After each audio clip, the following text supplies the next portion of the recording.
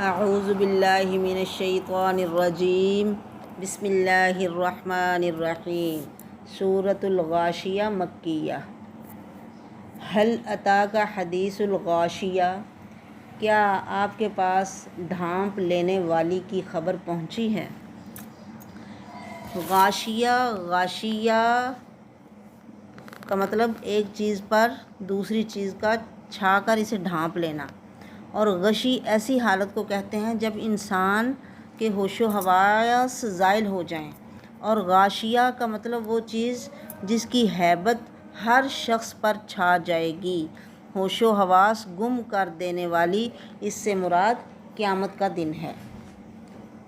وجوہ یومئذ خاشعہ، اس دن کئی چہرے ذلیل ہوں گے، یعنی کافر دنیا میں جتنی محنت بھی کرے وہ قیامت کے دن گرد و غبار کی طرح اڑا دی جائے گی۔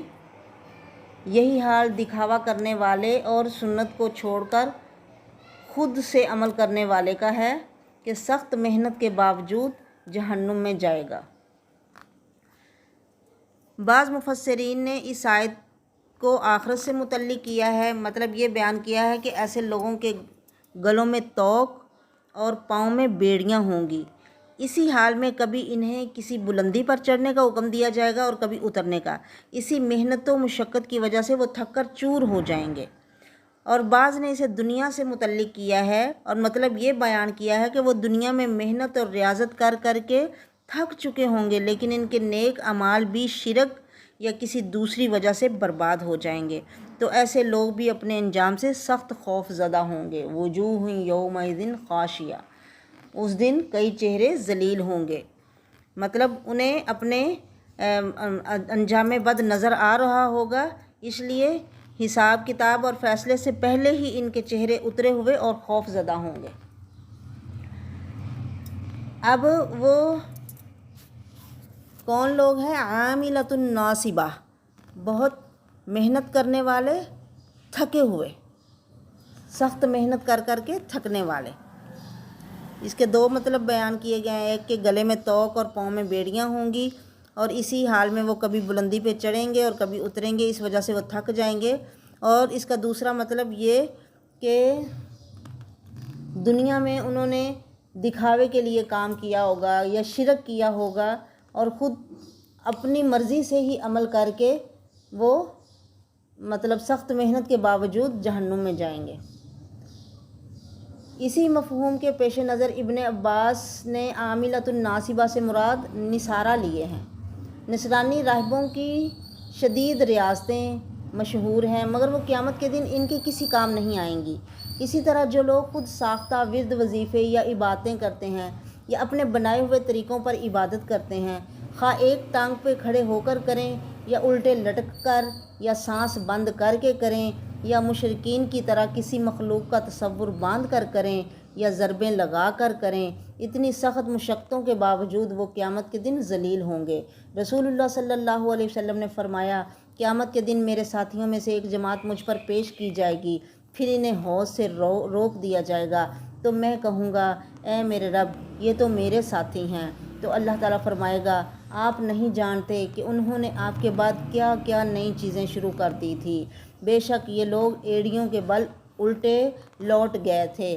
تو میں کہوں گا، پھر جس نے میرے بعد تبدیلی کر دی، اسے مجھ سے دور لے جاؤ، اسے مجھ سے دور لے جاؤ۔ سحقاً سحقاً فرمائیں گے رسول اللہ صلی اللہ علیہ وسلم۔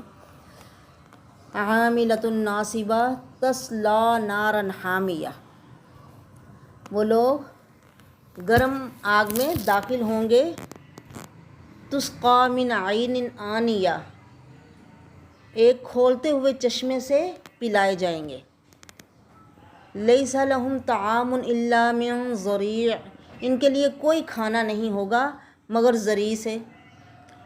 وہ کھانا لا یسمن، نہ تو انہیں موٹا کرے گا، ولا یغنی من جوع، اور نہ ان کی بھوک مٹائے گا، یعنی بھوک سے انہیں کچھ فائدہ دے گا۔ ضریع ایک خاردار گھاس جس کا ذائقہ انتہائی تلخ اور بو ناگوار ہوتی ہے، جب سوکھ جائے تو زہر بن جاتی ہے۔ جب یہ پودا مطلب تازہ ہوتا ہے تو حجاز والے اسے شبرق کہتے ہیں، اور خشک ہو تو زرع، جو سخت زہریلا ہو جاتا ہے، یہی اہل دوزخ کی غذا ہوگی۔ قرآن پاک میں کئی مقامات پر اہل دوزخ کی خوراک تھوہر کا درخت ذکر ہوئی ہے۔ بعض مقامات پر غسلین یعنی زخموں کا دھون، اور اس مقام پر زرع بتائی گئی ہے۔ اس کی وجہ ایک تو یہ ہو سکتی ہے کہ مختلف قسم کے مجرموں کی خوراک مختلف ہو، دوسرا یہ بھی کہ کسی زمانے میں انہیں کوئی خوراک دی جائے تو کسی دوسرے میں کوئی دوسری خوراک، اور یہ بھی ہو سکتا ہے کہ مطلب کبھی ایک خوراک دی جائے اور کبھی دوسری اور کبھی تیسری، یعنی یہ خوراکیں دوزخ کے لوگوں کے لیے ہیں۔ اب یہ مطلب تمام مخلوق دو گروہوں میں بٹ جائے گی قیامت کے دن۔ ایک وہ جو اس دنیا میں اللہ کے فرما بردار بن کر رہے، اور دوسرے وہ جو نافرمان اور باغی ہوں گے۔ نافرمان لوگوں کا ذکر اللہ نے پہلے کیا کیونکہ ان لوگوں کو اپنی کرتوتوں کا علم ہوگا، لہٰذا وہ پہلے ہی وجوہ یومئذ خاشعہ، یعنی ان کے چہرے لٹک جائیں گے، اترے ہوئے ہوں گے، جھکے ہوئے ہوں گے، بہت زیادہ پریشان ہوں گے وہ لوگ۔ وَوُجُوهٌ يَوْمَئِذٍ نَاعِمَةٌ، یہ دوسرے گروہ کا حال ہے کہ بعض لوگوں کے چہرے اس دن ناعمہ، حشاش بشاش ہوں گے، نعمتوں میں ہوں گے۔ لِسَعْيِهَا رَاضِيَةٌ، وہ اپنی کوشش کی وجہ سے خوش ہوں گے۔ فِي جَنَّةٍ عَالِيَةٍ، بلند جنتوں میں ہوں گے۔ اب پچھلے لوگوں کے بارے میں فرمایا کہ لا یسمن ولا یغنی من جوع، ان کو اب کھانا تین ہی وجہ سے کھایا جاتا ہے۔ ایک لذت حاصل کرنے کے لیے کھایا جائے، دوسرا بھوک دور کرنے کے لیے، تیسرا غذائیت اور جسم کو طاقت دینے کے لیے۔ زرعی سے لذت کی بجائے سے نفرت ہوگی کیونکہ وہ خاردار اور بدبودار تلخ زہریلا ہوگا۔ باقی مطلب لا یسمن ولا یغنی من جوع، نہ تو کھا کے اس سے جسم اچھا ہوگا، یعنی کوئی جسم میں طاقت آئے گی، اور نہ ہی اس سے بھوک مٹے گی۔ یہ پہلے گروہ کا حال ہے جو وجوہ یومئذ خاشعہ ہیں، جو عاملۃ ناصبہ، محنت کر کر کے تھکے ہوئے ہوں گے پر کچھ حاصل نہیں ہوگا، کیونکہ محنت ضروری ہے کہ ایمان کے ساتھ کی جائے، ایمان لا کے کیا جائے عمل، پھر وہ سنت کے مطابق ہو، اور پھر وہ خالص اللہ کے لیے ہو، تو عمل قبول ہوں گے۔ اللہ ہمیں ایسے عمل کرنے کی توفیق دے کہ ان لوگوں میں شمار ہو جن کے بارے میں اللہ نے فرمایا وجوہ یومئذ ناعمہ، بعض لوگوں کے چہرے اس دن تر و تازہ ہوں گے، لسعیہا راضیہ، وہ اپنی سعی پر، اپنی کوشش پر بڑے خوش ہوں گے، انہیں اپنی کارکردگی پر خوشی ہوگی، وہ بلند اونچی جنتوں میں ہوں گے۔ لا تسمع فیہا لاغیہ، وہاں کوئی وہ بیہودہ یا لغو بات نہیں سنیں گے۔ فیہا عین جاریہ، اس میں ایک جاری چشمہ ہوگا۔ فیہا سرر مرفوعہ، اس میں اونچے رکھے ہوئے تخت ہوں گے۔ واکواب موضوعہ، اور پیالے ہوں گے صاغر۔ اکواب کوب کی جمع ہے، وہ پیالے جن کی نہ دستی ہو نہ ٹوٹی ہو، یعنی ایسے پیالے رکھے ہوں گے۔ ونمارق مصفوفہ، اور تکیے لگے ہوں گے کتاروں میں۔ وزرابی مبثوثہ، اور مخملی فرش بچھے ہوں گے، یعنی خوبصورت قالین مخمل کے وہ ان کے لیے بچھائے جائیں گے۔ اب یہ جنت والوں کا تذکرہ کیا گیا ہے۔ ان لوگوں نے دنیا میں اسلام کی خاطر جو سختیاں برداشت کی، اپنی زندگی کے کارناموں پر بہت خوش ہوں گے، اس لیے انہیں ان کا بہترین بدلہ ملنے کی توقع ہوگی، اس لیے ان کے چہرے پر رونق اور امید افزا اور حشاش بشاش ہوں گے۔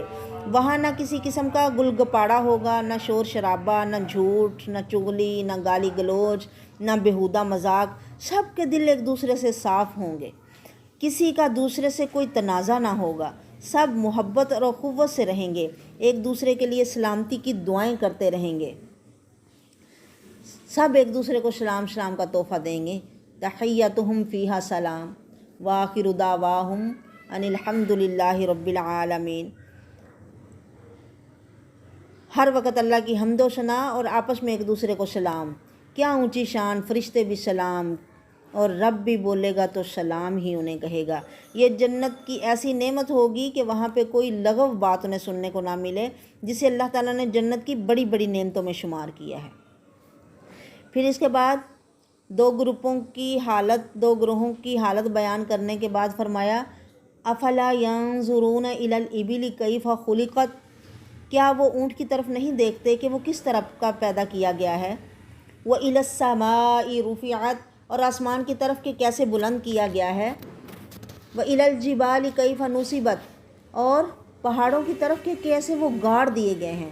وَإِلَى الْأَرْضِ كَيْفَ سُطِحَتْ، اور زمین کی طرف کہ وہ کیسے بچھائی گئی ہے.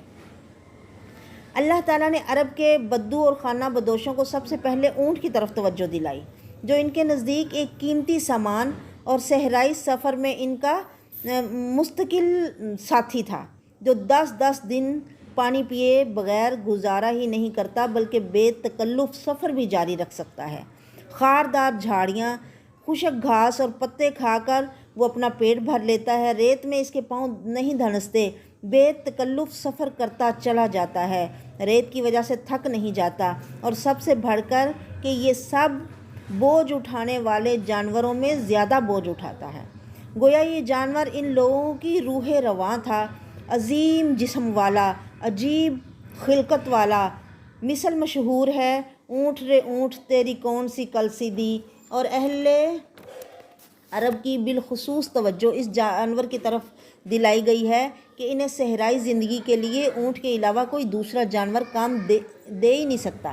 اللہ تعالیٰ نے ان لوگوں کے حسب حال انہیں ایسا کارآمد جانور دیا کہ اس کی پیدائش پر وہ غور کریں. افلا ینظرون الی الابل کیف خلقت، کیوں غور نہیں کرتے جس سے اتنا فائدہ اٹھاتے ہو کہ وہ کیسے پیدا کیا گیا ہے. اب ان خانہ بدوشوں کی کل کائنات کیا تھی کہ اونٹ جو ان کی سواری اور مال اٹھانے کا کام دیتا تھا، اوپر آسمان، نیچے زمین اور ارد گرد پھیلے ہوئے طویل سلسلہ ہائے کو، یعنی لمبا پہاڑوں کا سلسلہ، یہی چیزیں ان کی کل کائنات تھی. ان میں ایک ایک چیز کی طرف ان کی توجہ اللہ نے کروائی ہے کہ اس پہ غور کرو. ان چیزوں سے فائدہ اٹھاتے ہو، ذرا ان پہ غور بھی تو کرو. آسمان کی وسعت کا یہ عالم ہے کہ اس میں لاکھوں اور کروڑوں سیارے محو گردش ہیں. زمین کی یہ کیفیت ہے، گول ہونے کے باوجود جتنا بھی اس پر سفر کرتے جاؤ ہموار ہی نظر آتی ہے. اور یہ بھی زمین کی وسعت کی دلیل ہے. پہاڑ زمین پر اس طرح گاڑ دیے گئے ہیں کہ خود تو اپنی جگہ سے ذرا بھر نہیں ہلتے، البتہ زمین کے ہلنے اور ڈگمگانے کو ختم کر دیا ہے. ان لوگوں سے پوچھا یہ جا رہا ہے کہ کیا ان لوگوں نے کبھی یہ سوچا کہ اونٹ کیسے بن گئے؟ اتنا بڑا آسمان بنانے والا کون ہے؟ یہ پہاڑ زمین میں کیسے ٹھوک دیے گئے، نصب ہو گئے، اور یہ زمین کیسے بچھ گئی؟ یہ ساری چیزیں اگر اللہ تعالیٰ بنا سکتا ہے تو دوسرا عالم کیوں نہیں بنا سکتا؟ قیامت کیوں قائم نہیں کر سکتا؟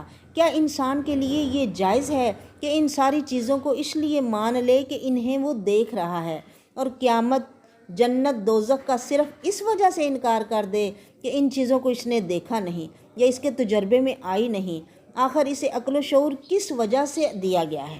کیا اس لیے کہ جو چیزیں اسے نظر آئیں بلا سوچے سمجھے انہیں تو مانے، اور جو نہ نظر آئیں ان کو بغیر سوچے ہی انکار کر دے؟ پھر فرمایا فذکر، آپ اے نبی صلی اللہ علیہ وسلم بس نصیحت کرتے رہیں. انما انت مذکر، آپ کا کام صرف نصیحت کرنا ہے، لوگوں کو بتانا ہے، تو صرف آپ نصیحت کرنے والے ہو.